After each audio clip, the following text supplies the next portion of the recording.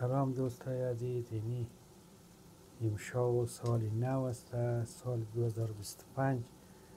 یا میخوایی که یک آش سبزی پخته کنه اونجا در دیشکای دیگی چیک ده گوشت مرغ شوروا که بخش یک نفر که میمومه یا او پرزانه مخوره دیگه. اینجا شوروای دیگه هم پخته ده گوشت گوسپویه ایش در دیگ بخار پخته شده و ایشی در دیشکه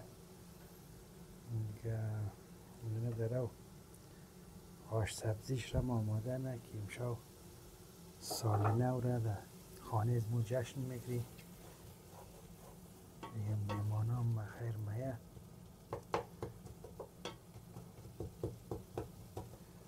بیننده باشین. یعنی 2 عدد پیاز بود، یک سیر بود، یک قصر روب بود دیگه. این دوای دیگه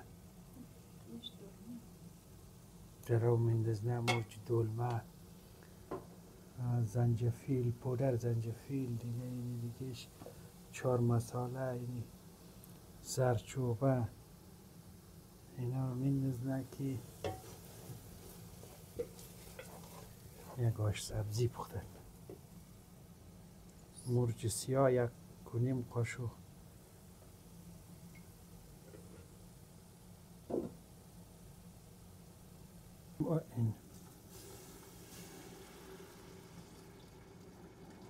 این آب جوش، یعنی هم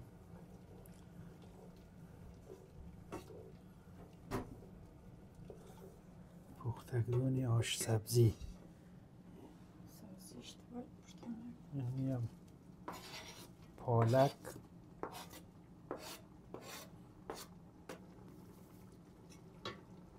پالک شو که دینی گشنیز خشکه.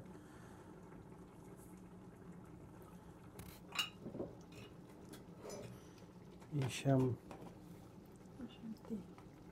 مو دیل مگینه اون فهم دیگه. ای دیگه زبانه ده چی نام است؟ جعفری.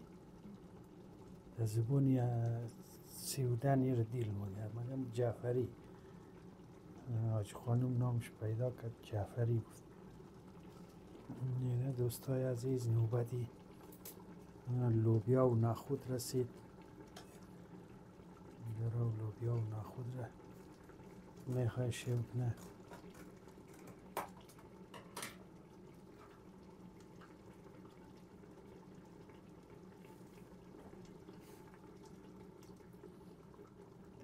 لوبیا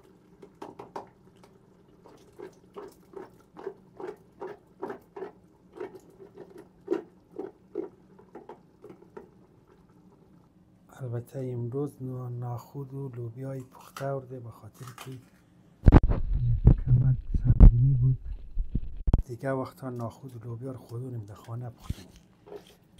امشب پخته شورده به خاطر که میمانا زنگ زدد که مو مایی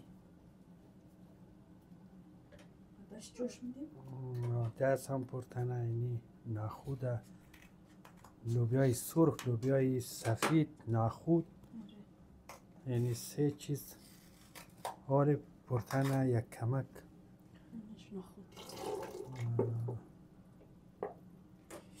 چی رو پسان پرتنم دست را به خاطر که زود پخته میشه. با او خاطر فکر کنم او رو پسانتر پرتن.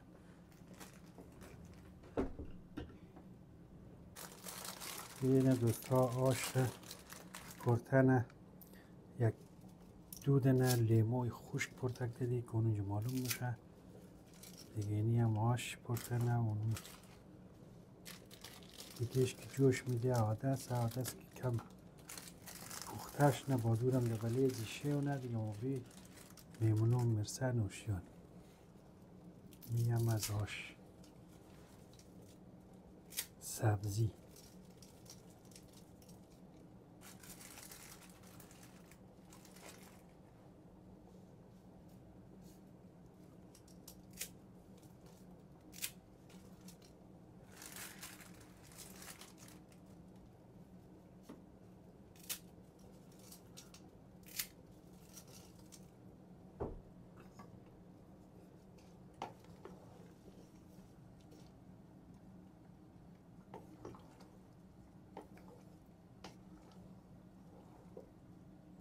امیدواریم که از این خوش باید.